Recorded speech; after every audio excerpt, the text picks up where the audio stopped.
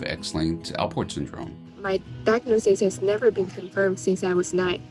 I was diagnosed with X-linked Alport syndrome when I was 14 years old. I was diagnosed with Alport syndrome when I was 4. Our boys were diagnosed with Alport syndrome 15 years ago when they were in grade school.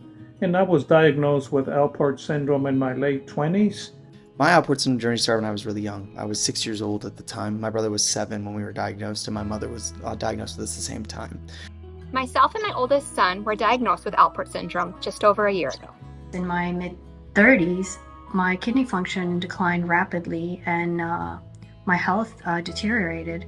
I was fortunate enough to receive a kidney from a dear friend of mine on June 1st of this year. So to all the women out there, I'd just like to say, please advocate for yourselves. We're not just carriers. It's very important for you to be followed by a nephrologist to make sure that you're preserving your kidney function. I'm still very hopeful because my symptoms have been quite stable, and I'm really looking forward to my senior year in college. Last year, I got a job working in a research lab that I'm interested in, and this year I got approved to pursue a thesis in the same project. I really appreciated it, and I'm really excited about it. This year, on May 6th, I received a kidney transplant, and I'm even more fortunate that things are going successfully so far.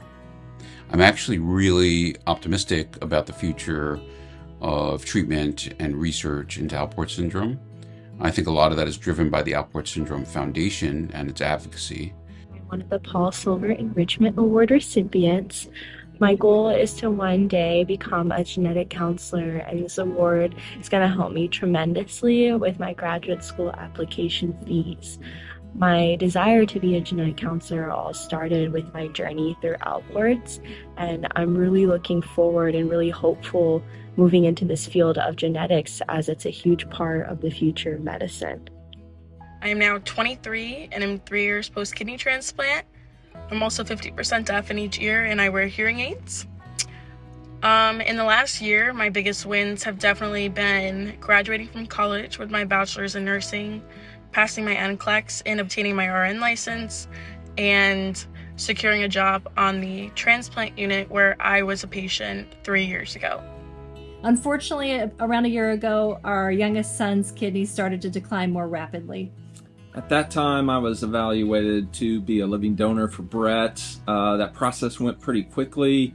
We are now about 6 months post-op. The procedure went great. Everything was according to plan. At this point in time, Brett's back in school, living in his off-campus apartment with his roommates, and I'm back at work, and everything's good. At the time, it was a really overwhelming diagnosis, and it brought on a lot of fear and anxiety. But I decided at that moment, when I felt like I was handed lemons, that I was going to go ahead and make lemonade. So instead of having all those fears and the what-ifs, I decided to have more of an I can mentality. I was fortunate to get a transplant. I'm going on almost 30 years. My mom has Alport syndrome. My 2 older brothers and other family members. It was really tough for us, but I had great pediatric nephrologists that helped to inspire me to go into medicine. And in the last year, I have finished my 3rd year of medical school, done really well on my board exams, and I'm applying currently for the match. And I'm hopeful that I get to help people just the same way that my pediatric nephrologist helped me. I'm optimistic for the future, and so that when my daughter gets to be my age, things will be different for her. I really enjoy connecting with other transplant and dialysis patients, and connecting with other teens and young adults with Alport syndrome, and that's what really keeps me going and gives me hope for the future. I hope that if you've recently been diagnosed or have been down this journey for a while, you know that you're loved and supported, and you have me and so many of the Alport syndrome community cheering you on. We're in your corner. We got this.